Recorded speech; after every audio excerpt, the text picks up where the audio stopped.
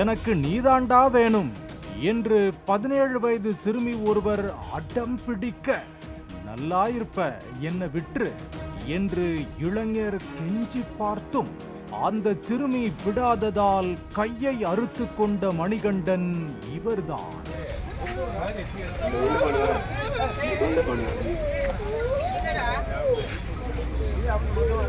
திருப்பூரில் இருந்து கோவை நோக்கி சென்ற அரசு பேருந்து ஒன்று அவிநாசி காவல் நிலையம் முன்பு நின்றது.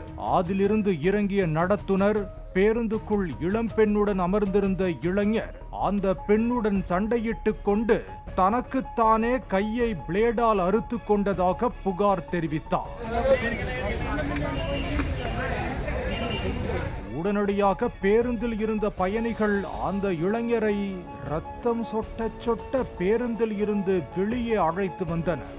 உடன் வந்த பெண் அழுது கொண்டே நின்றார்.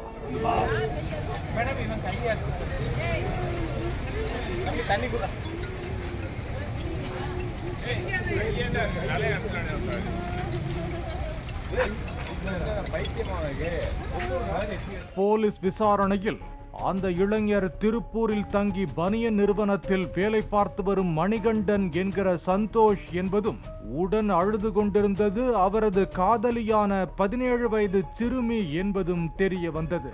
கோவை பகுதியைச் சேர்ந்த 17 வயது சிறுமி 10ஆம் வகுப்பு முடித்துவிட்டு திருப்பூர் பகுதியில் உள்ள தனது மாமா வீட்டில் வசித்து வந்த போது மணிகண்டனுடன் காதல் மலர்ந்துள்ளது. ஒரு கட்டத்தில் சிறுமியை அழைத்துச் சென்ற மணிகண்டனை மடக்கிய போத்தனூர் அனைத்து மகளிர் போலீசார் மைனர் பெண்ணை கடத்தியதாக கூறி போக்சோ வழக்கில் கைது செய்தனர். இருவரும் காதலிப்பதாக போலீசாரிடம் மணிகண்டன் தெரிவித்த நிலையில் 18 வயதுக்கு கீழ் உள்ள சிறுமியை அவரது சம்மதம் இருந்தாலும் காதலிப்பது குற்றம், அவரை வெளியே அழைத்துச் செல்வது கடத்தலுக்கு சமம் என்றும் சுட்டிக்காட்டியுள்ளனர்.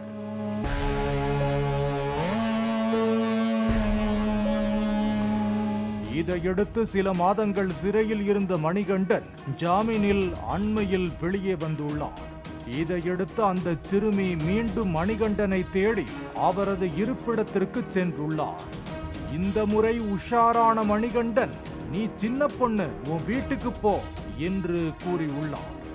அதனை ஏற்க மறுத்து, எனக்கு நீதாண்டா வேணும் என்று அடம் பிடித்த சிறுமியை ஒரு வழியாக சமாதானப்படுத்தி கோவையில் உள்ள அவரது வீட்டுக்கு அழைத்து சென்றுள்ளார் மணிகண்டன்.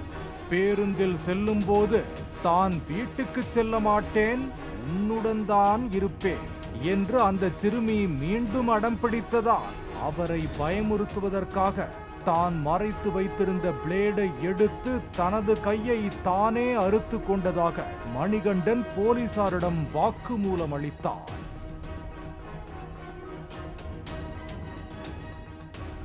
இதையடுத்து அவரை மீட்டு சிகிச்சைக்காக அரசு மருத்துவமனைக்கு அனுப்பிய போலீசார் அந்த சிறுமியை அரசு காப்பகத்துக்கு அனுப்பி வைத்தனர். அவரது பெற்றோருக்கும் தகவல் தெரிவிக்கப்பட்டது. பாலிமர் செய்திகளுக்காக திருப்பூர் செய்தியாளர் செந்தில்.